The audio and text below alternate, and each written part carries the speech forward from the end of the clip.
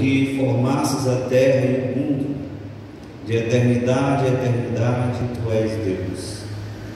Tu reduzes o homem ao pó, dizendo: voltai ao pó, ó filhos dos homens, pois 1000 anos aos teus olhos são como o dia de ontem que passou, e como a vigília da noite.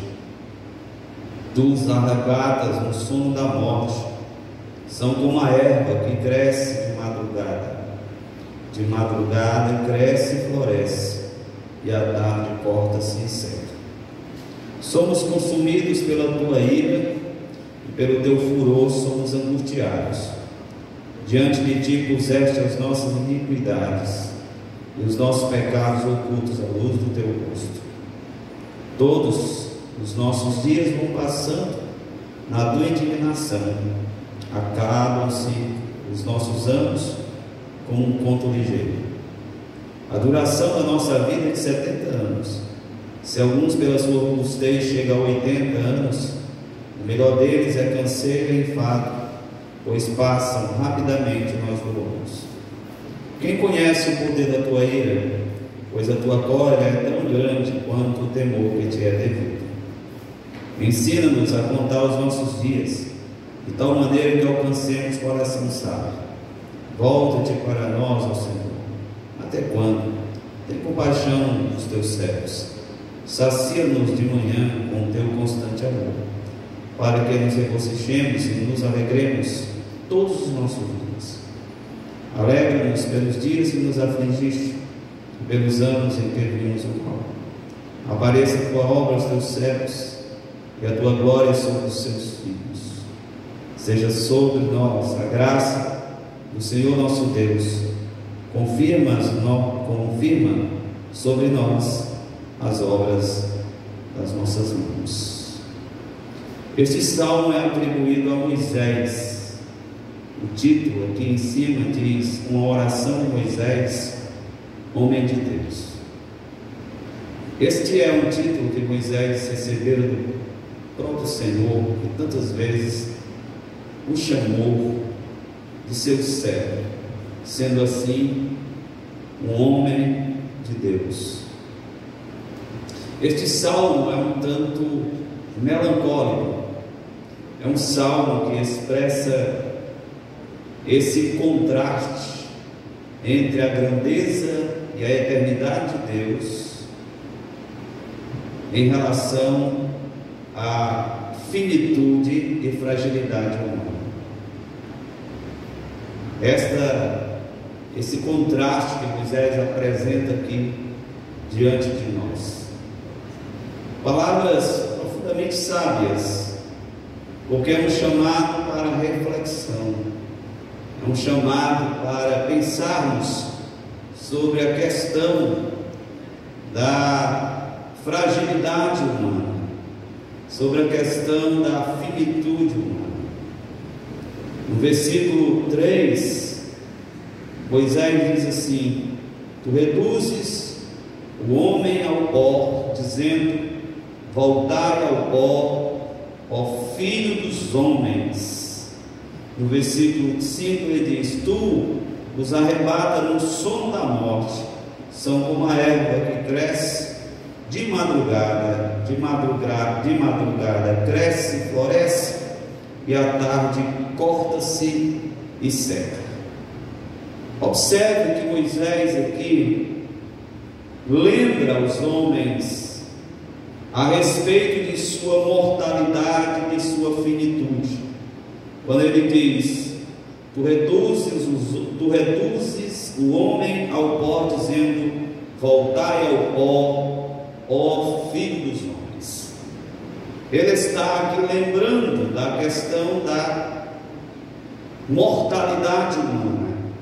A Bíblia é o livro da eternidade, é o livro que a gente procura nela a revelação de qual é o caminho para a eternidade. Jesus, falando aos judeus do seu tempo, ele disse: examinai as Escrituras, porque cuideis ter nelas a vida eterna. Bíblia é o livro da eternidade. E a maioria das vezes que nós buscamos conhecimento nas Escrituras, nós o buscamos pela ansiedade que temos pelas coisas relacionadas à vida eterna. E a Bíblia é o livro da eternidade. E o assunto que mais muitas vezes interessa ao ser humano é esse assunto sobre a eternidade. Mas o livro não, a Bíblia não é só o livro que fala da eternidade, é o livro que fala também da mortalidade humana, desse lado da vida humana, que é o lado frágil da vida humana. E Moisés aqui lembra exatamente aquela sentença de Deus sobre o ser humano lá no Éden, quando ele diz: tu reduzes o homem ao pó, dizendo: voltai ao pó, ó filho dos homens. Esse texto começa com um alerta para nós, para que a gente se lembre de nossa fragilidade humana. Esse texto escolhido por Moisés, ele vai falar exatamente dessa questão da mortalidade dos homens, desse condicionamento que a humanidade passou a ter a partir do pecado, daquilo que anivela todos os homens em uma só experiência de vida, que é a experiência da mortalidade humana. O que é interessante é que as pessoas evitam assuntos de morte. As pessoas evitam ir a velórios, evitam assistir coisas que falem de morte, porque de morte ninguém quer ouvir, a gente quer ouvir sobre vida. Mas eu quero dizer que nunca se ouviu tanto sobre a morte como nesses nossos dias em que estamos vivendo. Isso não de forma localizada, mas de forma global. O mundo todo só está falando de morte. Todos os dias nós ouvimos estatísticas de morte no mundo. Há canais especificamente dedicados à divulgação de números de mortos no mundo. Há um canal que o nome do canal é Covid, que está ali para acompanhar exatamente essa realidade que o mundo está vivendo. E no canal lá ninguém assiste, ninguém fala, está lá só os gráficos, aparecendo exatamente o que está acontecendo no mundo. E lá nos gráficos aparecem os números, e esses números vão se alterando segundo a segundo. E à medida que morre alguém dessa causa, dessa doença, os números vão subindo, e isso vai alterando o tempo todo, aqueles números ficam mudando. E nunca recebemos tanta informação sobre morte como nós temos recebido nesses últimos dias. Você diz assim: vou fechar a televisão para não ouvir falar de morte. Aí você pega o seu celular e começa a observar os grupos, e de repente há uma notícia de morte lá também. E nunca se ouviu falar tanto sobre morte quanto nesses nossos dias. E enquanto estava por longe, em países distantes, aqui no Brasil se vivia a irresponsabilidade dos carnavais e das festas. Mas agora está todo mundo no estado de tensão e preocupação quanto a essa realidade que a humanidade está vivendo. E nunca se ouviu falar tanto sobre o assunto de morte como nesses dias em que nós nos encontramos.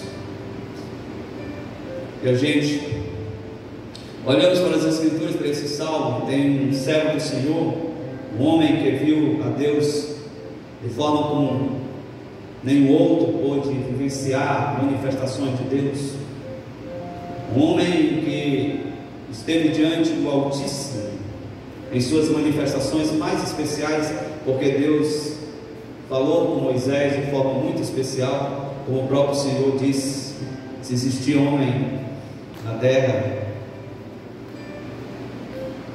falarei com ele através de visões, de sonhos, mas não é assim com meu servo Moisés, pois com ele falo face a face. Este homem conhecia sobre a eternidade. Então por que ele decide falar sobre morte? Por que uma pessoa que teve contato com as coisas eternas fala assim de morte e traz uma palavra tão séria sobre esta questão da fragilidade humana?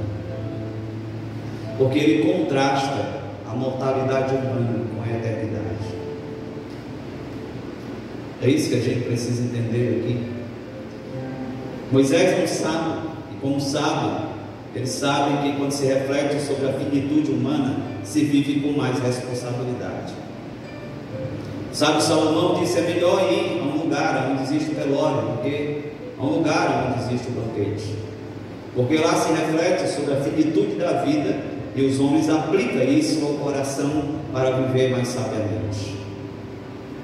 Quando se toma conhecimento da finitude humana, e eu sei que nesses dias a humanidade está tomada pelo senso da fragilidade, muitos estão agora cuidando mais da saúde, mas apenas pensando na existência física, temporal, transitória, desse intervalo entre o nascer, perecer e morrer. A preocupação é como eu vou prolongar os meus dias sobre a terra. Como vou prolongar a minha existência sobre a terra? Como vou cuidar melhor da minha saúde para que eu tenha mais tempo para viver? Quando as Escrituras nos falam a respeito da realidade, da fragilidade humana, da mortalidade humana, ela quer nos levar a pensar que a vida é mais do que a própria existência física. Esse é o propósito das Escrituras. Não é apenas para nos levar a ter um cuidado simplesmente em termos uma existência mais prolongada, mais dias a serem acrescentados ao curso da nossa vida, através dos cuidados necessários com a saúde.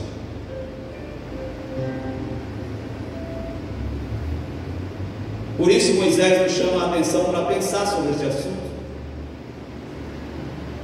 Tu reduzes o homem ao pó, dizendo: voltai ao pó, filho dos homens. Você tem que lembrar de onde você veio.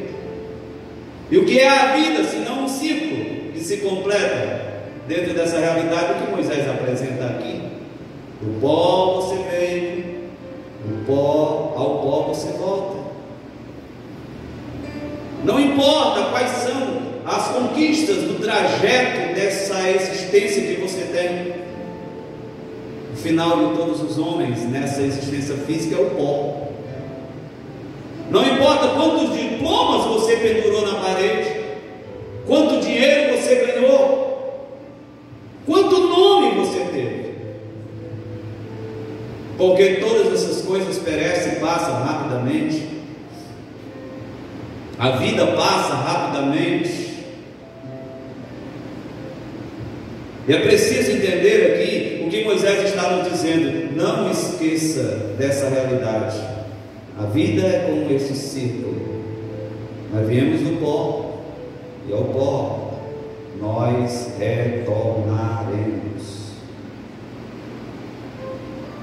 Então, é preciso meditar sobre esta condição que nós vivemos aqui. Quantos pensam sobre isso? Alguns acham que vão viver para sempre sem pensar sobre essa realidade, e vivem irresponsavelmente. Eu digo irresponsavelmente com relação à vida eterna. Ele diz assim, no versículo 5: Tu os arrebata no sumo da morte, são como a erva que cresce de madrugada, cresce e floresce, e a tarde corta-se. Ele está lembrando que o ser humano é um ser frágil. Primeiro ele lembra da finitude da vida e da mortalidade, e lembra que o ser humano é de uma estrutura muito frágil. O ser humano é frágil, é como a flor da erva que cresce de madrugada, de madrugada cresce e floresce, à tarde se seca. Observe que um pequeno vírus tem assombrado a humanidade inteira, tem deixado as nações abaladas por conta da fragilidade da vida humana. O ser humano é frágil, tem todas essas limitações. Por isso, enquanto a essa realidade, Moisés diz-nos assim, no versículo 12: ensina-nos a contar os nossos dias de tal maneira que alcancemos um coração sábio. No versículo 9 ele diz assim: todos os nossos dias vão passando na tua indignação, acaba-se os nossos anos como um conto ligeiro. Moisés está dizendo: Senhor, nos ensina a usar a matemática que a gente usa para tudo na vida, para lembrar a respeito de nossa existência nesta terra. As pessoas usam a matemática para tudo. Aonde querem chegar, o que querem conquistar, quanto querem ganhar. Se esquece de pensar que a vida é um ponto ligeiro, tão breve, que precisa ser vivida com propósito, com cuidado, para que ela não seja desperdiçada para a eternidade. Por isso Moisés diz: Senhor, ensina-nos a contar os nossos dias, ensina-nos a pensar sobre como os nossos dias são breves nessa vida, como nós passamos rapidamente, Senhor. Ensina-nos a contar os nossos dias. E Moisés se lembra que o ser humano vive num estado tão triste de sua vida, que ele lembra assim aos homens a respeito da condição de serem provocadores da ira divina. Ele diz: diante de ti puseste as nossas iniquidades, versículo 8, e os nossos pecados ocultos à luz do teu rosto. Todos os nossos dias vão passando na tua indignação, acaba os nossos anos como um conto ligeiro. A duração da nossa vida é de 70 anos, se alguns pela sua robustez chegam a 80, o melhor deles é canseiro e enfado, pois passam rapidamente e nós voamos. Quem conhece o poder da tua ira, pois a tua cólera é tão grande quanto o temor que te é devido. Ele lembra no começo do salmo a respeito daquilo que foi a causa do pecado humano, que é a morte. É pensar sobre o juízo de Deus sobre a humanidade após a queda. Retorne ao pó, porque pó você é. Essa sentença permanece sobre todos os homens. Retorne ao pó, porque você é pó. E Moisés se lembra aqui da ira de Deus. Eu gosto do amor de Deus, pastor. Ira de Deus? Não, Deus não tem ira não, pastor. Deus tem amor, Deus tem graça, bondade, misericórdia, benignidade. Tem. Mas Deus é justo, Deus é fiel, e Deus se ira também. A ira de Deus não é uma cólera descontrolada, não é uma explosão de emoção reativa a qualquer coisa que tenha lhe chateado na vida, como acontece com os seres humanos. A ira de Deus é a vindicação da justiça de Deus sobre a pecaminosidade humana, é a vindicação da santidade de Deus sobre o pecado dos homens. E como é importante a gente pensar sobre esse aspecto do caráter de Deus, que em sua justiça Deus manifesta a sua ira todos os dias. É quando pensamos sobre o Deus que se ira, que a gente sabe o quanto é gracioso o que Ele tem feito por nós, nos oferecendo a oportunidade de desfrutarmos do seu perdão, de sua graça e de sua misericórdia. E quando Moisés apresenta aqui a fragilidade humana diante de Deus, ele pode nesse instante desfrutar na manifestação de sua misericórdia, porque Moisés também está lembrando a Deus que esse ser humano que provoca a sua ira é um ser frágil, é um ser limitado. É aquilo que o Salmo 103 diz: porque Ele se compadece de nós, porque se lembra que somos pó. O mesmo Moisés que fala a respeito da ira e da indignação de Deus para com os homens, fala dos homens para Deus, dizendo a Deus que esses homens são frágeis, são limitados. Por isso este Moisés pode apelar para a misericórdia divina. Quando Moisés apresenta o contraste da eternidade e da soberania de Deus, da grandeza de Deus em relação à fragilidade humana, é maravilhoso, porque ele apresenta isso em relação à humanidade. Não nos apresenta um ser transcendente, isolado, distante, como se ele não tivesse qualquer interesse de se relacionar com o homem. Moisés não apresenta um ser morando num lugar inalcançável, distante da humanidade, sem se importar com o que acontece com este ser que Moisés considera ser finito, mortal, frágil. No primeiro versículo, embora o texto do Salmo 90 fala da mortalidade, da finitude humana, o primeiro versículo diz: Senhor, Tu tens sido nosso refúgio de geração em geração. Então a primeira palavra não é uma palavra de morte, e nem a última palavra do Salmo é uma palavra de morte, é uma palavra de vida. Porque entre essas contingências da vida humana está o Deus que deu a primeira palavra, e a primeira palavra de Deus é uma palavra de vida. Haja luz, haja vida, e viu Deus tudo que tinha criado, e era bom. E a última palavra de Deus para a humanidade não será uma palavra de morte, será também uma palavra de vida. Porque João viu quando Deus restaurou todas as coisas dentro da sua visão, e ele dizia: Ele enxugará de vossos olhos toda lágrima, não haverá mais morte nem dor, porque as primeiras coisas já são passadas, tudo se fez novo. A primeira palavra do Salmo é uma palavra de vida, e a última palavra é uma palavra de graça e de vida. Então, entre essa trajetória da humanidade marcada pelos acontecimentos difíceis, existe a primeira palavra de vida de Deus e a última palavra de vida de Deus. Moisés sabia muito bem o que estava dizendo sobre a finitude dos homens, sobre o que é viver sobre a ira de Deus, porque ele viu uma geração inteira sendo sepultada no deserto, debaixo da ira divina, porque escolheram viver uma vida de desobediência. Moisés entendia sobre este assunto, porque Deus disse: olha, Moisés, esse deserto se encherá de sepulcros.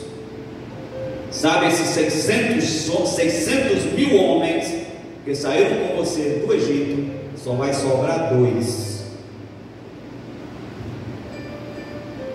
Quase 600 mil homens foram sepultados diante dos olhos de Moisés na peregrinação do deserto. Então ele entende o que é a finitude, a fragilidade, a mortalidade humana, e ele entende o que é viver sobre esta questão da ira divina. Por isso que ele fala muito bem. Mas o que ele diz aqui? Senhor, Tu tens sido a nossa habitação de geração em geração. O que ele está dizendo? Senhor, sabe, desde que o Senhor chamou os nossos pais, Abraão, Isaac, Jacó, Senhor, Tu tens sido a nossa habitação. A nossa habitação é o Senhor. Os patriarcas peregrinaram sobre a terra, e a palavra diz a respeito de Abraão que ele não teve o espaço da planta de um pé, como propriedade sua, mas o texto diz que eles eram aqueles que habitavam em Deus. Somos peregrinos, nós estamos caminhando sobre esta terra, a nossa habitação é o Senhor. A gente canta tantos hinos assim, que há um lugar onde a gente precisa estar.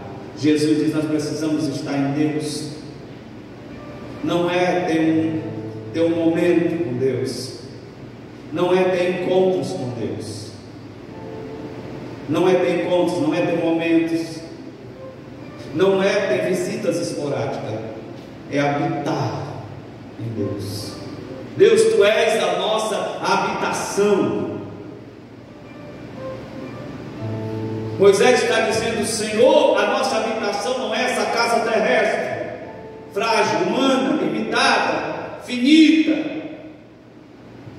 A nossa habitação não é a terra, a nossa habitação é o Senhor. Como o apóstolo Paulo diz: nele nós existimos, vivemos e nos movemos, nós habitamos em Deus. Não nesta visão mais geral de que tudo em Deus existe, mas nesta relação mais íntima e visceral de um relacionamento pessoal com Ele. Nós habitamos em Deus.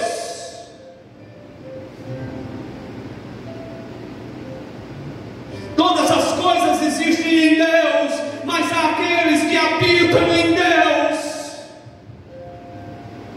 alcançaram esta relação de intimidade com Ele. Então, quando você pensar a respeito da sua finitude, da fragilidade, da mortalidade humana, entenda que mesmo sendo esta pessoa que você é, carregada de fragilidade, você não é apenas um ser físico. Algumas pessoas dizem que nós somos um ser físico, humano, com experiências espirituais, quando na verdade nós somos um ser espiritual vivendo experiências humanas. E nós só podemos habitar em Deus dentro desta relação porque Deus habita no Espírito.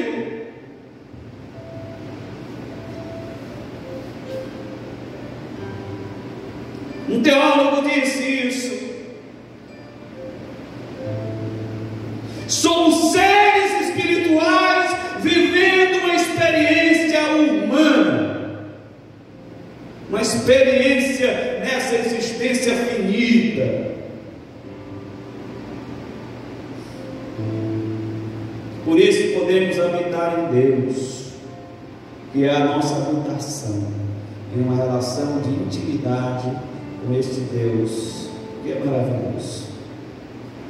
Quando pensamos sobre a finitude humana, devemos nos lembrar de uma coisa: em Deus nós temos a eternidade. Versículo 4 ele diz: pois 1000 anos aos teus olhos são como o dia de ontem que passou como a vigília da noite. De eternidade, versículo 2 diz: de eternidade a eternidade tu és Deus. De eternidade a eternidade tu és Deus. Enquanto ele diz assim: o ser humano, os seus dias passam como um conto ligeiro, nós somos como a flor da erva, mas Deus, de eternidade a eternidade, Ele é Deus e é nele que nós habitamos. E a respeito dele ele diz: antes que os montes nascessem, que formasses a terra, tu és Deus de eternidade a eternidade. Ele está aqui falando a respeito da imutabilidade desse Deus, comparando as montanhas, que é as coisas que a gente tem na terra, como sendo a coisa mais estável que a gente conhece, porque os homens vão passando e outras coisas vão passando e os montes estão lá, como foram criados, estáveis. Isso é o que as Escrituras falam. O nosso Deus é estável, mais estável do que os montes, do que as altas montanhas. Deus é imutável, e o amor que se foi iniciado no coração de Deus pela humanidade quando foi criada, ele é ainda conservado no seu coração. Deus diz através do profeta Malaquias: eu vos amei, diz o Senhor, eu vos amo, diz o Senhor, porque eu, Senhor, não mudo, por isso vocês não são consumidos. Deus é imutável. O ser humano é imutável. Ele disse assim: de repente você é uma flor linda, maravilhosa, que nasceu um dia radiante, tão linda. De repente o sol veio, o sol das adversidades, o sol das vicissitudes da vida que vem sobre os seres humanos, você murcha. O sol da justiça não perde o seu esplendor. O lírio dos vales não murcha. Deus é imutável. Sua glória não desvanece. Não é como a glória que se refletiu no rosto de Moisés, desvanecente. Ele não desvanece. Ele é imutável. É para Ele que nós oramos. E é quando lembramos de toda essa condição humana que a gente deve pensar na eternidade. Poxa, a vida é frágil, mas Deus nos deu a eternidade como promessa. De eternidade a eternidade, Tu és Deus. Quando ele vai terminar o salmo, para nós encerrarmos, Moisés diz assim para o Senhor: volta-te para nós, ó Senhor. Até quando? Tem compaixão dos teus servos. O mesmo Moisés que apresentou a fragilidade humana, agora apela para a misericórdia de Deus. Sabe que não pode reivindicar direitos para os seus, mas ele pode apelar para a misericórdia do Senhor. Ele diz: volta-te para nós, Senhor. E ele diz: sabe como é que a gente pode viver os nossos dias bem? Versículo 14: sacia-nos de manhã com teu constante amor, para que nos regozijemos e nos alegremos todos os dias da nossa vida. Moisés está dizendo: se você quiser viver uma vida com sentido nesse breve curso da existência, aprenda a cultivar uma vida de comunhão com Deus diariamente. Procure a sua satisfação nele. Moisés diz: sacia-nos, Senhor, todos os dias com o teu amor constante. Uma relação diária com Deus. Sacia-nos de manhã com o teu constante amor. Sabe, mal amanhece o dia, Deus disponibiliza o banquete da graça para nós, e um ingrediente abundante desse banquete que Deus nos oferece como café da manhã está o seu amor abundante disponível para nós, para nos lembrar que nós somos amados, de que a nossa vida está sendo cuidada por Ele. Sacia-nos, Senhor, sacia-nos com o teu amor todos os dias. Alegra-nos pelos dias que nos afligiste, pelos anos que vivemos o mal. Apareça as tuas obras, os teus servos e a tua glória sobre os seus filhos. Apareça as tuas obras. No último versículo, ele: seja sobre nós a graça do Senhor nosso Deus, confirma sobre nós as obras de nossas mãos. Sim, confirma as obras de nossas mãos. Moisés, um homem sábio, não queria trabalhar em vão, não queria trabalhar em uma atividade inútil na vida. Então ele ora para Deus e diz: Deus, confirma as obras de nossas mãos. A gente precisa viver de forma sábia, para que aquilo que a gente faça seja verdadeiramente para Deus, para que Deus possa confirmar aquilo que a gente realiza nesta vida. Senhor, confirma as obras de nossas vidas, e que a gente realize aquilo que esteja de acordo com a tua vontade para as nossas vidas. Deus abençoe os amados irmãos, esta palavra possa estar no seu coração, que possam brotar frutos de vida abundante na vida dos irmãos. Glória a Deus. Estamos mais perto do que longe de começar as nossas reuniões presenciais. Eu sei que os irmãos já estão cansados desta forma de estarmos juntos. Não culpo os irmãos que já não têm mais aquela empolgação de assistir.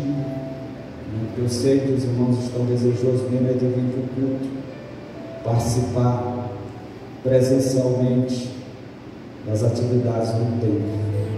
E eu também estamos no mesmo anseio, no mesmo desejo de retomar os nossos momentos de adoração.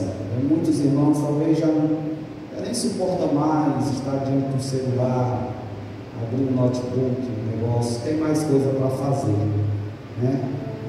Então, a gente oremos que o mais breve possível possamos voltar às nossas